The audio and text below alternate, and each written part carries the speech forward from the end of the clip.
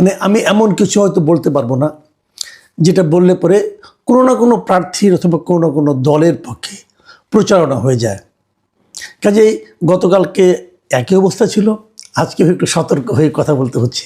কারণ আপনি যা কিছুই বলেন না কেন, কিছু না কিছু পক্ষ বিপক্ষ কিন্তু হয়েই যায়। তারপরেও আমি চেষ্টা করব সতর্ক থাকার জন্য। যে আলোচনাটা করতে চাই আজকে, সেটা হলো নির্বাচন তো হবে, নির্বাচনের পরে কি হবে। আমি কিন্তু অনেকে আমাকে গত কয়েকদিন ধরে আমাকে বলেছেন যে এই নির্বাচনে কোনো ধরনের গণ্ডগোল হবে কিনা, সংঘাত হবে কিনা। আমি সবসময় বলেছি হবে না, এবং না হওয়ার কারণগুলো আমি উল্লেখ করেছি। প্রথমত, প্রধান যে দুই প্রতিদ্বন্দ্বী তারা উভয়ে চায় নির্বাচনটা হোক। তারা যেহেতু নির্বাচনটা হোক এটা চায়, কাজে তারা কেন সংঘাতে লিপ্ত হবে। সরকারও চায় নির্বাচনটা 12 তারিখে হয়ে যায়। কাজেই সরকারের দিক থেকে কোনো আপত্তি নাই। নির্বাচনের বাইরে যে প্রধান যে শক্তিটা আছে আওয়ামী লীগ, আমার ধারণা তারাও চায় নির্বাচনটা হয়ে যাক। কারণ তাদের হিসাব করে দেখেছে তারা যে একটা নির্বাচিত রাজনৈতিক সরকার, তাদের জন্য বর্তমানে যে অন্তর্বর্তীকালীন সরকার আছে, বর্তমানে যে অন্তর্বর্তীকালীন তাদের কাছে তাদের বিবেচনায় প্রতিহিংসা পরায়ণ যে সরকার আছে তার চেয়ে অনেক বেটার হবে, এটা তাদের বিবেচনা বলে আমার ধারণা। কাজেই তারাও নির্বাচন প্রতিরোধ করবে না, নির্বাচন হয়ে যাবে। তারপর কি হবে? নির্বাচনে কিন্তু দুটো দলই জিতবে না। পৃথিবীর কোনো নির্বাচনেই প্রতিপক্ষ যে দুটো দল থাকে তারা উভয়ে জেতে না, একটি দল জেতে। এখন বিএনপি আর জামাত ইসলাম, বিএনপিরও একটা জোট আছে, জামাতেরও একটা জোট আছে। কারা জিতবে এটা নিয়ে প্রেডিকশন অনেক হয়েছে। আমি নিজেও করতে পারতাম, নিজেও কিছু করেছি এর মধ্যে অলরেডি, সেগুলো থেকে আপনি ইঙ্গিত পেয়েছেন। সেই প্রেডিকশন এরই মধ্যে আমার মধ্যেও কিছুটা চেঞ্জ হয়েছে। যাই হোক, সেই চেঞ্জটা আপাতত আমি উল্লেখ করব না। আমি বরং ওটুকুই ভাবি যে নির্বাচনের পরে কি হবে। ধরা যাক এই নির্বাচনে অনেকে কিন্তু বলছিলেন যে জামাতের মধ্যে অনেক দূর অগ্রসর হয়েছে, জামাতের কিছু নীরব ভোট হয়েছে, অনেকে কিন্তু বারবার এগুলো বলছিলেন। আমি হাইপোথেটিক্যালি কথার কথা অথবা অতি কল্পনাপ্রবণ হয়ে আমি ধরা যাক যে নির্বাচনে জামাত ইসলাম জিতে গেল। যদি জিতে যায়, বিএনপির প্রতিক্রিয়া কী হবে? বিএনপি কি খুব আপোষে এই পরাজয়টা মেনে নেবে?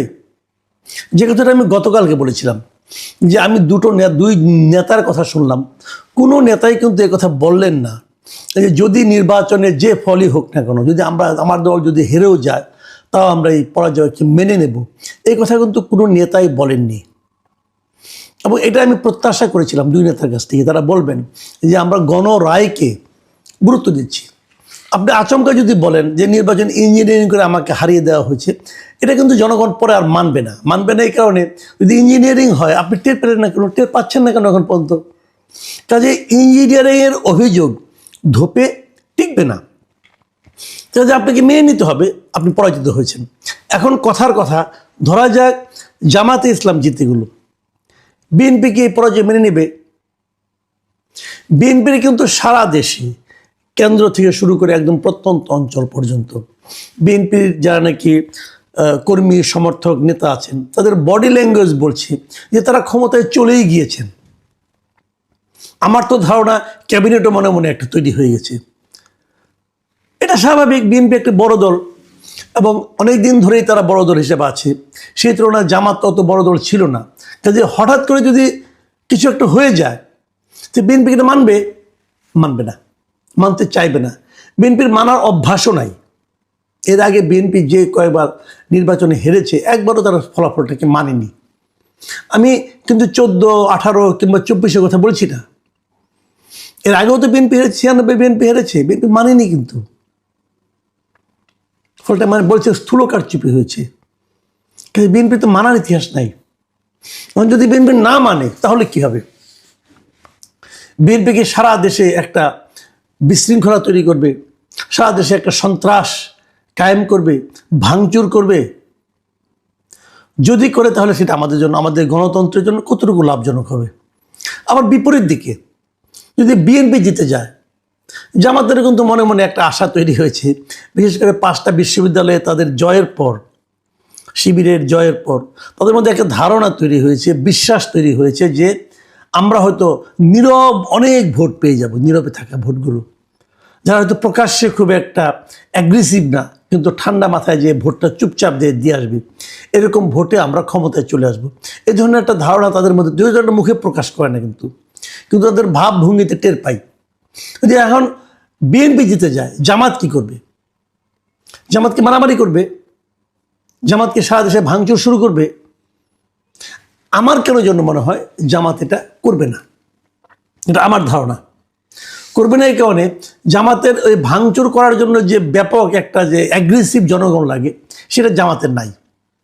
জামাতের হয়তো কিছু নীরব ভোটার আছে, সেই নীরব ভোটাররা কিন্তু কখনো রাস্তায় নামে না। কাজেই জামাত অ্যাগ্রেসিভলি করবে, রিয়াকশন প্রকাশ করবে, ভাঙচুর করবে, এটা আমার কাছে মনে হয় না। তারা হয়তো মেনে নেবে। আমি যদি আরও একটু অগ্রসর হই, সেটা হলো সংসদ কেমন হবে। ধরা যাক সংসদে জামাত যদি বিজয়ী হয়ে সংসদের প্রধান দল হয়, সরকারি দল হয়, বিএনপি সংসদে যাবে? বিএনপির ইতিহাস কিন্তু তা বলে না। বিএনপির আগে আমরা দেখেছি সংসদ বর্জন করার একটা সংস্কৃতি তারা চালু করেছিল। এখন সেই সংস্কৃতি কি আবার চালু হবে? এটা কি জনগণের কাছে প্রত্যাশিত? এই প্রশ্নটা রইল। কিন্তু আমার ধারণা জামাত যাবে, কারণ জামাতের যে রাজনীতি, তারা সংসদ বর্জন খুব বেশি দিন করবে বলে আমার কাছে মনে হয় না। তৃতীয় আরেকটা প্রশ্ন, এই প্রশ্নটা খুবই গুরুত্বপূর্ণ। নির্বাচন হয়ে যাওয়ার পর কারা ক্ষমতায় গেলে অথবা কারা না গেলে দেশে আওয়ামী লীগ ফিরে আসবে? এই প্রশ্নটা কিন্তু অনেকে আমাকেও করেছেন। আমি মনে করি আওয়ামী লীগের ফেরা না ফেরা কিছু নাই। আওয়ামী লীগ দেশে আছে। আওয়ামী লীগের বিপুল সংখ্যক নেতাকর্মী এই দেশের গ্রামে গঞ্জে, প্রত্যন্ত অঞ্চলে, শহরে তারা আছে। আমার সঙ্গে অনেকের দেখা হয়। কীভাবে দেখা হয়? ধরেন কোনো একটা শপিং মলে গেলাম, ওই পরশুদিনও তো গেলাম এক জায়গায়, আমি বসুন্ধরায় গিয়েছিলাম পরশুদিন। সেখানে হঠাৎ করে একজন লোক আমাকে হাত ধরে বললো সে কোনো একটা জায়গা, আমি জায়গাটার নাম বললাম না, ওই জায়গায় উনি উপজেলা চেয়ারম্যান ছিলেন আওয়ামী লীগের। উনি বললেন যে উনি ঢাকায় এসে আপাতত লুকিয়ে আছেন। তো আওয়ামী লীগের লোকজন তো আছে সারা দেশে। তো এই লোকগুলো কি ধীরে ধীরে প্রকাশ্য হবে? আমি মনে করি আওয়ামী লীগের যে লোকগুলো বিদেশে পালিয়ে গেছে, তারা খুব সহজে দেশে আসবে না, কারণ তাদের নামে অনেক মামলা মোকদ্দমা হবে এবং হয়েছেও।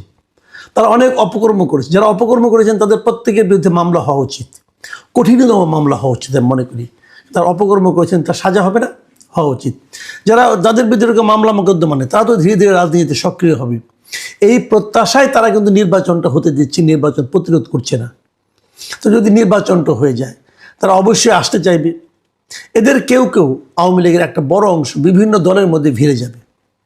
কেউ বিএনপিতে যোগ দেবে, কেউ জামাতে যোগ দেবে, আবার কেউ নিজস্ব সক্রিয়তা নিয়েই রাজনীতিতে আসতে চাইবে।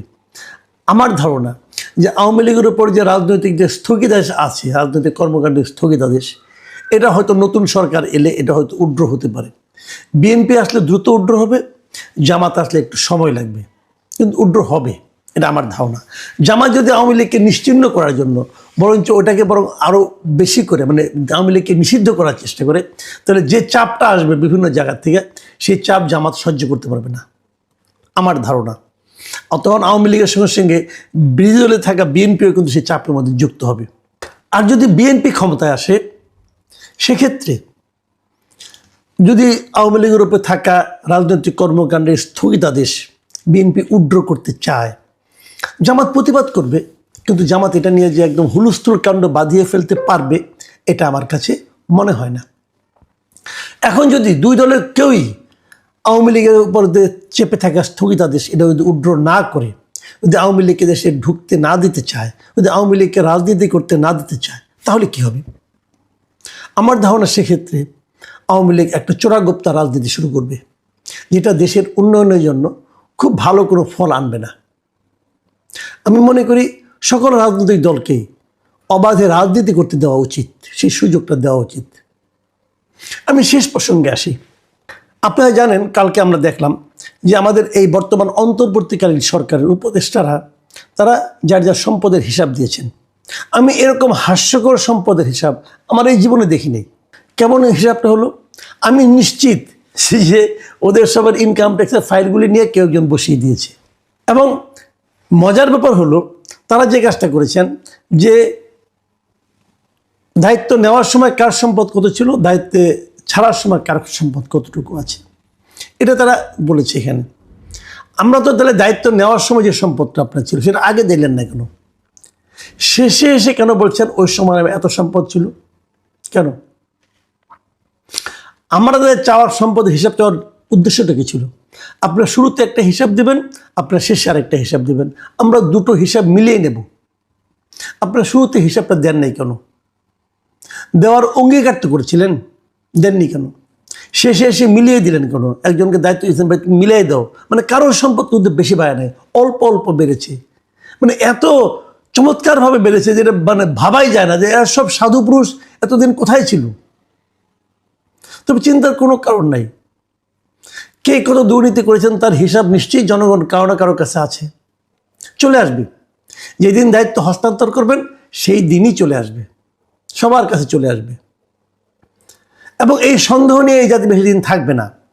যে কারণে নতুন যে সরকার আসবে তাদের কাছে আমাদের অনুরোধ থাকবে, এই প্রত্যেকটা হিসাবের চুলচেরা বিশ্লেষণ আপনারা করবেন।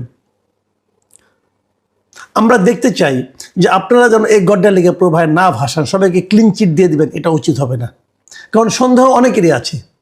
এতদিন শুনে এসেছি যে ডক্টর ইউনূসের নাকি কিছুই নাই সহায় সম্পদ, এখন দেখছি না এই সময় তার 1 কোটি সহায় সম্পদ বেড়েছে, 15-16 কোটি টাকা তার আছে।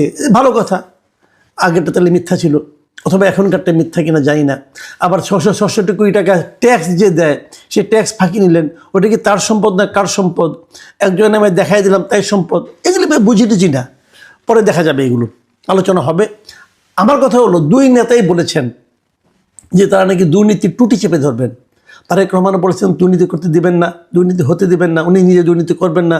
শফিকুর রহমান সাহেব বলেছেন উনি দুর্নীতি করবেন না, করতে দিবেন না। আমারও ওইটাই কথা যে আপনারা কতটুকু দুর্নীতি দমনে আন্তরিক, তার প্রথম প্রমাণ আমরা দেখতে চাইব যে প্রত্যেকটা উপদেষ্টার সম্পদের যে বিবরণ, সেই বিবরণের আপনার চুলচেরা বিচার করবেন। বিচার করার পর আপনারা যদি ক্লিন বলেন যে না এই লোকটা ক্লিন, এর হিসাবে যেটা বলছে দাখিল করছে এটাই ঠিক, যদি এরকম স্বীকৃতি আপনারা দেন তাহলে ভালো, ওনাদেরকে স্যালুট।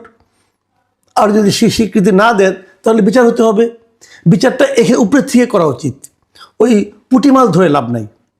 যাদেরকে দায়িত্ব দিয়েছিলাম তার দায়িত্ব পালন করেছেন কি না সেটা দেখতে হবে। এই কাজগুলো যদি হয়, আমরা মনে করি যে আগামী সরকার নিয়ে আমরা চলতে পারবো। যে কথাটা বলে শেষ করব, কে কতটা আসন পাবেন এই আলোচনায় আমি আর যাচ্ছি না।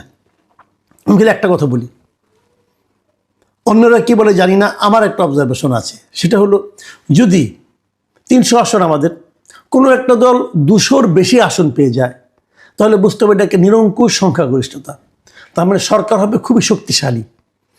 আমার বিবেচনায় সরকার যত শক্তিশালী হবে গণতন্ত্র তত দুর্বল হবে। মাথায় রাখবেন, সরকার যত শক্তিশালী হবে স্বৈরতন্ত্র তত সম্ভাবনাময় হয়ে উঠবে। আর বিপরীত দিকে বিরোধী দল যত শক্তিশালী হবে গণতন্ত্র তত সবল হবে। আমরা কোন ধরনের গণতন্ত্র চাই, আমরা কোন ধরনের রাষ্ট্র চাই, সেটা নিশ্চয়ই সবারই মনে আছে।